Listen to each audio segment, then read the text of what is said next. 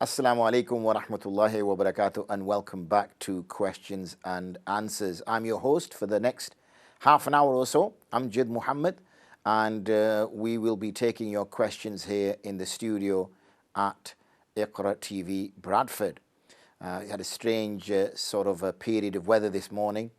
I think the last time I went to gym, sun was out, and when I came out, there was like half an inch of snow. This time it was the other way around. I went into the gym whilst it was snowing, and I came out and the snow had all disappeared. So weather seems to be up and down like the moods of humans at the moment. Hopefully we'll get some stability in the weather over the next sort of few weeks. But it looks like it's a lot of rain coming, which is normally the case, isn't it, in March and sort of a little bit in February and sometimes even in April. But I look forward to the sunny days where we can enjoy that weather. And you know what's going to happen, don't you? The first of Ramadan is going to be the hottest day on the calendar. Just that Allah subhanahu wa ta'ala tests us that a little bit more. But let's see, may Allah subhanahu wa ta'ala get us to Ramadan in a good state and fitness and also alive, which is more important, I guess. I did say I would share the number with you, and now you can, as I say, when the sale doors open, they say sales start at 6 a.m. and people start queuing from 4 a.m. And then the person behind the door is looking at the watch, 5:59, and then they open the doors and everybody rushes in. Well, I can say now the doors are open, the landline is ready for your calls, the phones are ready, so do call in on 01274 214 299. That's 01274 214 299. Get your calls in. We are ready here to receive and serve, inshallah, may Allah accept. Also, it's an opportune moment to also remind you that if you wish to send an email in, then the email address is Q&A, that's QANDA at iqra.tv. So please do get your emails and your phone calls in. We had an interesting question just the back end of yesterday, which I did say I would pick up this evening. And it was, it's such a shame that the question came in right near the end of the session, and then there's no way of increasing the length of the show, even though we're live, because obviously it's already there's already a session of something else within the timetable. So let me just pick that up again. And for those who didn't watch yesterday's show, well, I think it will be on the YouTube channel shortly. A brother rang in, a doctor, and he raised an interesting question about the situation that's going on in India. And that is obviously young girls and women in particular are being targeted, Muslim girls and Muslim women are being targeted for practicing the concept of hijab, i.e. wearing loose-fitted garments, long garments to conceal their clothes or their body. And what's happening is that before they're allowed entrance into their college, school, university, or whatever it is they're going, their place of education, the security guards, I'm assuming, or the administration of the organization is asking them, or rather telling them, to remove those garments, the outer garments, before they're allowed entrance into the place of learning. And I said to the brother, I said, look, this is not something which is unique at targeting women, because unfortunately India has got a very poor record of looking after women, and the crimes against women are absolutely out of control. And many women have over the years marched through the streets of India to raise their voices and say that this is not acceptable, and rightly so, and it cannot be tolerated. And the government needs to make a firm stand against this and start using the judiciary system to really punish those evildoers and those wrongdoers and those criminals. So therefore I wanted to position that within this broader context, so that this is an issue of women generally, and it doesn't help Muslim women, because then it's also an issue of their faith, their religion. So there's always this talk about Islam telling women what to wear. Well, those women choose freely to practice Islam, and they choose freely to dress in a manner that they choose. Whereas here we have men in particular telling women what they can and can't wear. So it seems a high level of hypocrisy which has your head spinning to think that that can even be acceptable. And then also, on top of all of that, India professes and gives itself this opinion that it is the biggest democracy on the planet. But anyway, I'll pick this up in a short while. I don't want to keep our caller waiting any longer. So, assalamu alaikum wa rahmatullahi wa barakatuh, dear caller. Hello, my dear darling brother. How are you? I'm very well, thank you, mashallah. Yourself keeping well? I'm very well indeed. Javid from North Wales. Alhamdulillah, yes? Very well. Please keep the subject talked about the brother doctor who raised this question yesterday. But what I am more concerned about is, when is our leaders throughout the whole world going to wake up? I mean, 6 months ago, I received a WhatsApp message, and I actually thought it was a false information.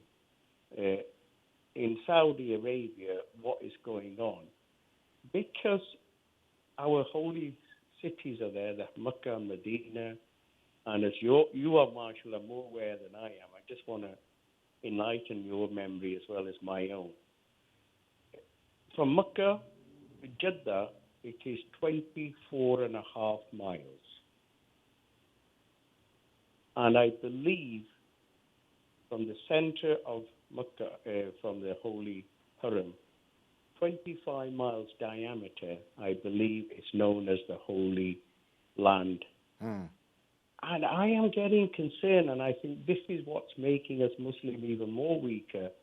Our beautiful Prince Suleiman is doing so many things, allowing, I do not know if you're aware, they've actually allowed a beach in Jeddah, which is known as the Bikini Beach. And then I also believe that there's been some invited singers that they've been holding in the desert. That's a different thing. But 25 miles is a well-known blessing from Allah subhanahu wa ta'ala through our beautiful Nabi, that the 25 miles diameter from the Haram Sharif is all holy land.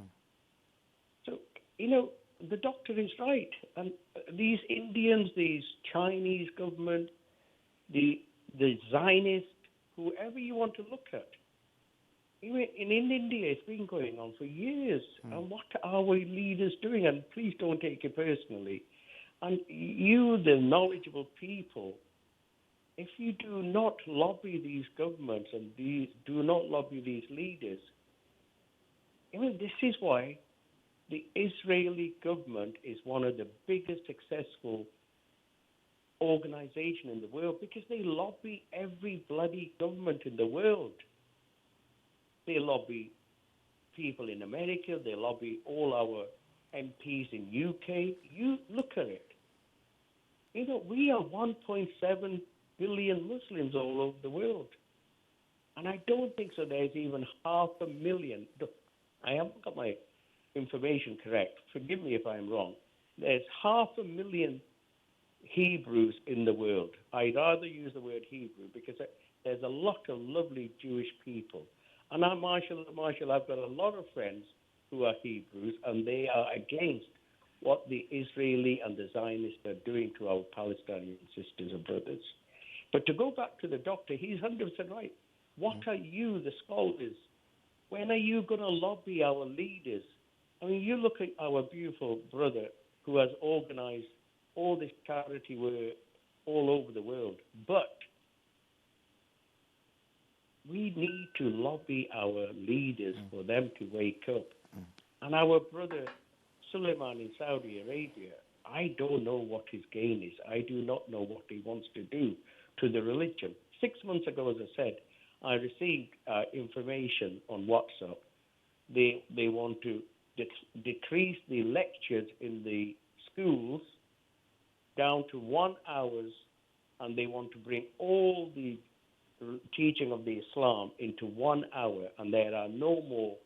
I can't express it enough to you because I'm actually frustrated. So please, can we wake up? Jazakumullah khairan for that. Wake up and smell the coffee, as I have my coffee in front of me. Thank you very much. No problem, inshallah.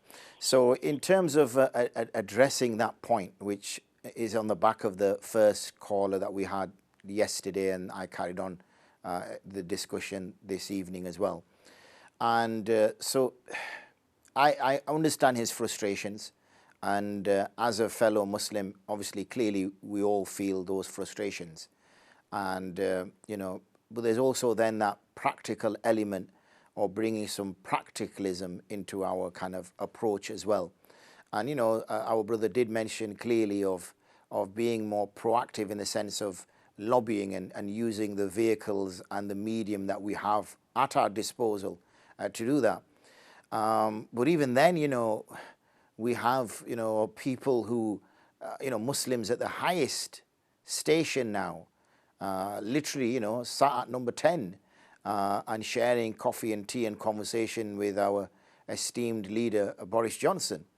So it's not as though there's a ceiling which is preventing Muslims from progressing and having a say in the way things are done. Now, again, I don't want to play a sort of devil's advocate here, but somebody could quite easily respond and say, well, are they, what type, how are they handpicked? What type of leaders are picked to do that? We saw something very similar when Obama became the president of the United States of America, and everybody thought that, he'd stand for black rights and there'd be a massive change within how the civil rights movement would have be affected, and you'd start to see more equality. But we saw nothing at all.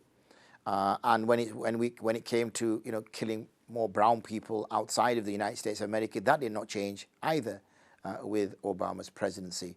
So even though we do get the minorities, whether they're Muslim or people of color, the policies don't seem to change. So, and that will lead to more frustration because people will think, well, okay, we're playing the game now. Why is it that nobody's giving us the ball? We're all ready to play football, but nobody's passing the ball to us. So that can add to the frustration. But if we look at the more prophetic side of things, then the Prophet ﷺ has already forewarned of this, that nations will invite each other to, like the way they invite each other to eat, they will invite each other to destroy you. And this perturbed and disturbed the Sahabi, the companion. So he said, O Messenger of Allah, will we be few? Is it because we will be low in number that, we can be picked off as easy as that? And the Prophet ﷺ said, no, you will not be few. You will be a plenty. You will be in abundance. But you will be like the foam on top of waves, meaning of no substance. And you will fear death and you will love the dunya.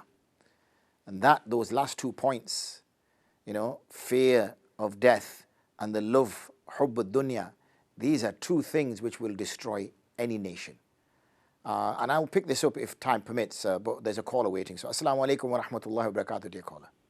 Wa alaikum assalam wa barakatuh. Good evening to you, sir. My question to you is that can husband and wife do a Jama'ah together at home?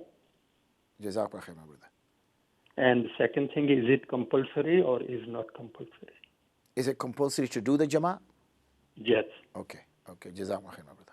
Shukran. Okay. Wa alaikum assalam wa rahmatullah. So we'll answer that question because it's relatively quick and specific. So the dear brother asked, can a husband and wife perform Jama'ah at home? Yes, they may. A wife and husband may perform Jama'ah at home. Is it compulsory? No, it's not. It's not binding upon the couple to pray. It can be difficult at times, especially if the lady is a young mother. She has lots of preoccupations, whereas a gentleman can be a little bit freer at home on an evening.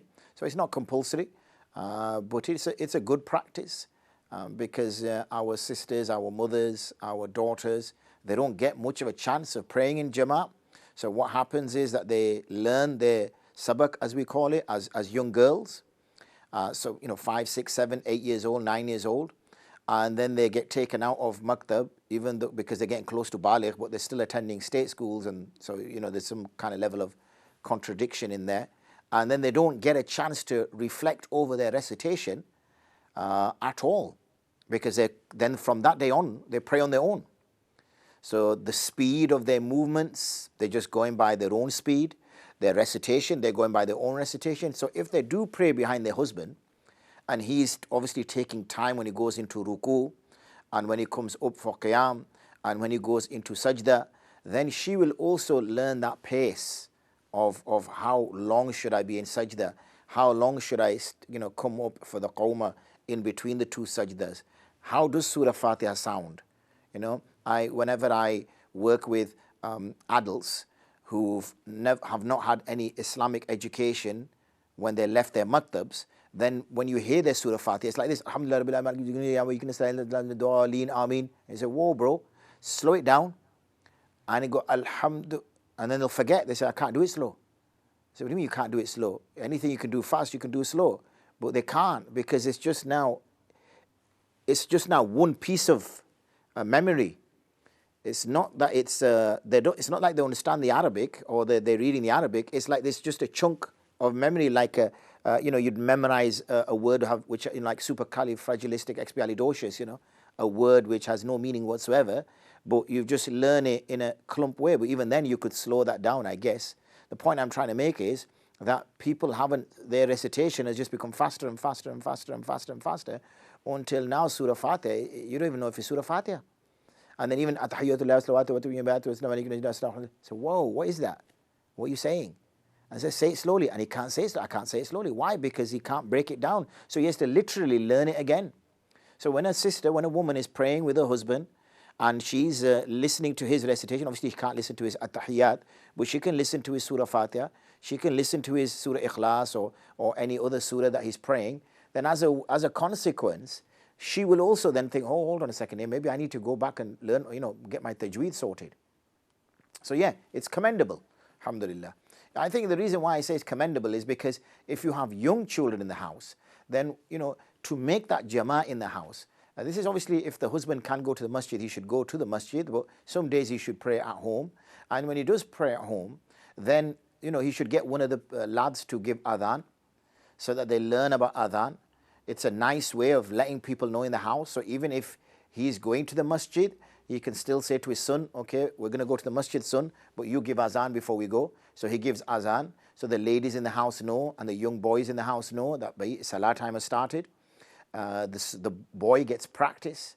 They go to the masjid, come back, and some days when he's going to stay at home and do the jama'ah, then everybody can come together in the front room or whatever room, sitting room, I don't know what people call them nowadays. When I was a kid, we used to call the front room the sitting room, and the back room was the back room. I don't know, it never used to have a specific name, but just the back room. And the back room was where basically the family used to hang out, and the sitting room used to be locked. I remember in our house when we were kids, sitting room used to be locked, and Mum used to say, this room is for guests. No one's allowed to go in there, and it'd have all your best furniture and all the best cutlery and all that, back in the day. Nowadays, it's a little bit changed now, isn't it? Society's changed. But in those days, your parents, my parents anyway, made a great effort to make sure that the front room, looked the business. So when guests arrived there, they look fine. Yet in the back room, it was a right mess hall, basically. Kids' toys everywhere. And, you literally couldn't even sit in there. Unless you were family, like when my uncles used to come over, my mum's brothers, then they would just go straight into the back room, as we call it. But when we got guests, particularly male guests, then they would go into the sitting room. Not sure why I'm talking about the sitting rooms for. But anyway, you get the idea. What I'm saying is then the family can come together. Now especially because as families, we just don't get together enough. And that's an opportunity to do so. So yeah, returning back to the point that, we become this scum, this foam on water. And that's where we are at. And just on the point of leaders, is that the leaders, and this is, a bitter pill to swallow for everyone, but the leaders are from the people. And the leader is the one who has somehow managed to rise to the top, if you think about it. Yeah, the people who are leaders, in charge of big corporations, in charge of masajid, in charge of, charities, in charge of whatever, they are from the people, I'm a scholar now, but 30 years ago, 40 years ago, I wasn't a scholar. I was just like everybody else. I was just a normal person. I'm still a normal person now, but you know what I mean? And then somehow, you end up being a scholar. Same way, somebody who's a CEO of a charity right now, well, I guess, when he was a kid, he was a kid, like everybody else. So the ones who have risen to the top are from the people anyway, and they must be somehow, either by luck or by design, risen to the top. So our leaders are from us.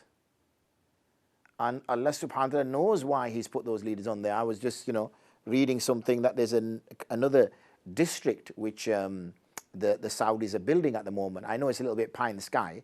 It's a very eco-friendly area that they're building.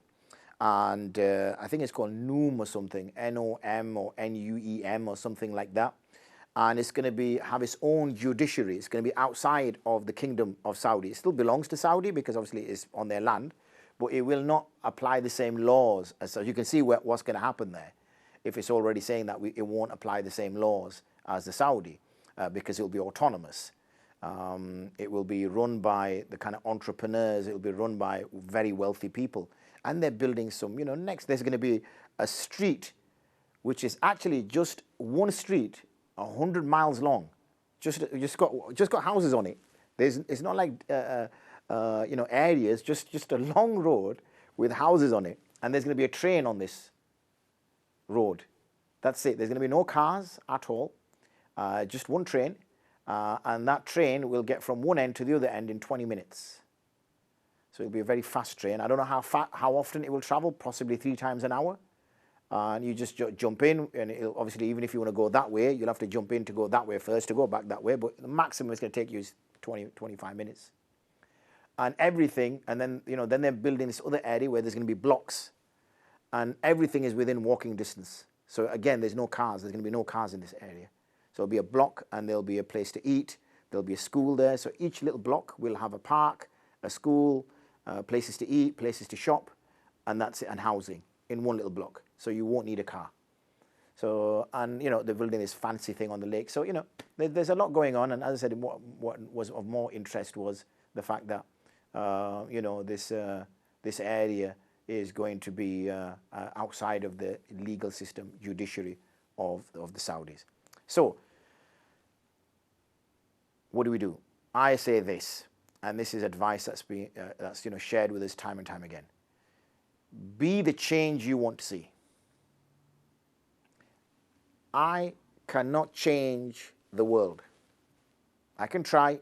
I can sit here and, each of us have different, influential bubbles. Being in a position I'm in a fortunate position, I guess my influential bubble is bigger. We have an audience. In other work that I do, in my writing, in my teaching, in whatever, I have an audience. So I guess I can influence a little bit more than the average person can influence, but even then my influence is limited. So how much change can I really bring? So I can get the message out there, but can I bring real change? I guess not. Can I bring real change to myself? Yes, I can change myself. So why work on something which is beyond my ability and ignore what is within my ability? And if I can bring change to myself and I become a better person, and I become more of a Muslim as I should be, then I can start to bring change, say, with my wife or my children. And if I manage to achieve that, then I can extend that a little bit further and work on my brothers and sisters, parents, grandchildren, and my, in-laws in the sense of son-in-laws and daughter-in-laws. So, I can then keep extending that. But for me to influence somebody like, say, the King of Saudi, very much doubt it. Very much doubt I could influence that. I can make dua, but by that, in a worldly capacity, I cannot make no change there. I cannot make no change on my street, for crying out loud. When people throw litter and it annoys, frustrates me, or people are double parked, or people are blaring music late at night, I can't change that. And I'm not talking here about non-Muslims. I'm speaking about Muslims here. So, if I don't have the power to do that, what chance have I got of changing worlds, changing, structures that are beyond my capacity? We work according to our capacity. Otherwise, what will happen is we'll point everywhere else, forget to point here, and we'll just get on with our kind of day-to-day lives. Anyway, appreciate those questions. Jazakumullah khairan. I'm going to take some more questions on our forums, and then we'll see. But just to remind you again, the number to call is 01274 214 299. So let's take this one. Assalamu alaikum wa rahmatullahi wa barakatuh. Is it permissible to use these drops if they have alcohol in them? They are for anxiety and stress. I'm not sure which one she's alluding to. Wa alaikum assalam wa rahmatullahi wa barakatuh, sister. I'm not sure what you're referring to, but if you search alcohol, and you will find all the answers that I've already given. Okay? So that's a nice simple answer. I've answered alcohol questions so many times. So there's no point in repeating myself.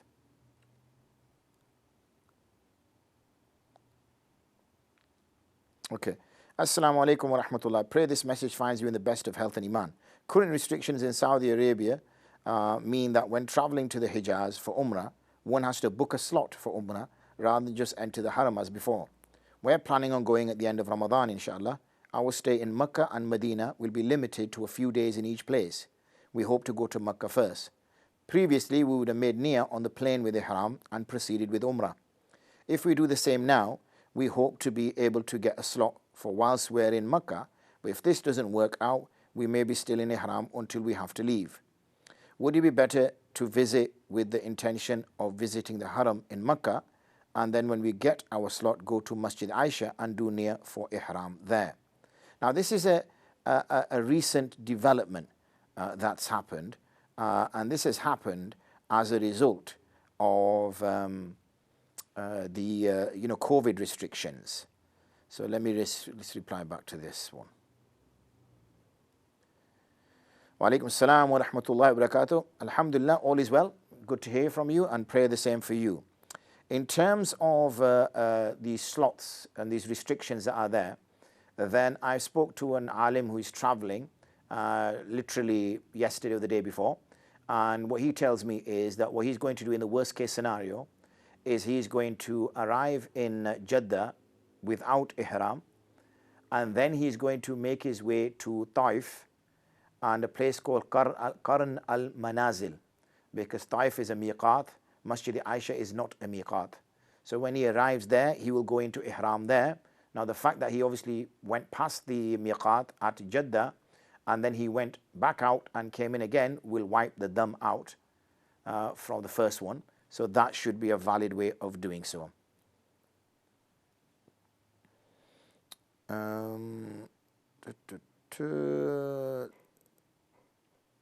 Where's the next one? Next one is there. Assalamu alaikum. A brother in my locality has immense love for the Ahlul Bayt but rejects Abu Sufyan and Muawiyah radiallahu anhuma as Sahabis. Could this belief take someone out of the fold of Islam? Wa alaikum assalam wa rahmatullahi wa barakatuh. One has to be very careful in declaring a companion of the Prophet ﷺ as a non-Muslim. If a person, we know from the hadith clearly that if a person calls another person a kafir and that person is not a kafir, then one of the two of them is, meaning, or words to that effect, meaning that it will return back to this person. So yes, this person's iman is in extreme danger, if not already left him. So he has to be very careful. These are not things that one should utter, and if this is his belief, then he would be required to repeat the shahada. Because this is something one should be absolutely frightened of, because there's absolute certainty about Sayyidina Muawiyah and Sayyidina Abu Sufyan radiallahu anhuma that they were Muslim. Forwarded message. In times of Akhiru Zaman and fitna, do we flee from the fitna that's occurring, or do we deal with the situation and stay inside our homes? This is in reference to when the country is in war. For example, what is happening now. What do we do? I've heard two sides to this, where people say to stay inside the homes and deal with the fitna, and then someone said that to flee from the fitna is sunnah. How do we apply it in this situation? Well, that question, ladies and gentlemen, I will have to answer tomorrow, because I've just noticed that the time is slipping by without us realizing it. So, well, Friday is a whole day, so we've got these few questions left on the forum, and we can deal with them. And also, invitation to you all to call in on 01274 214 299, not now, but tomorrow, but also email if you wish, and we'll pick those emails up tomorrow, and that's Q&A@iqra.tv. Suffice for me to say, have a good evening, Send durood upon Prophet Muhammad sallallahu alaihi wasallam. Allahumma salli ala Muhammad wa ala ali Muhammad kama sallaita ala Ibrahim wa ala ali Ibrahim innaka Hamidum Majid. Allahumma barik ala Muhammad wa ala ali Muhammad kama barakta ala Ibrahim wa ala ali Ibrahim innaka Hamidum Majid. I pray the best for you all. Make dua for me. I will make dua for you, and I will look forward to seeing you all tomorrow. Assalamu alaikum wa rahmatullahi wa barakatuh.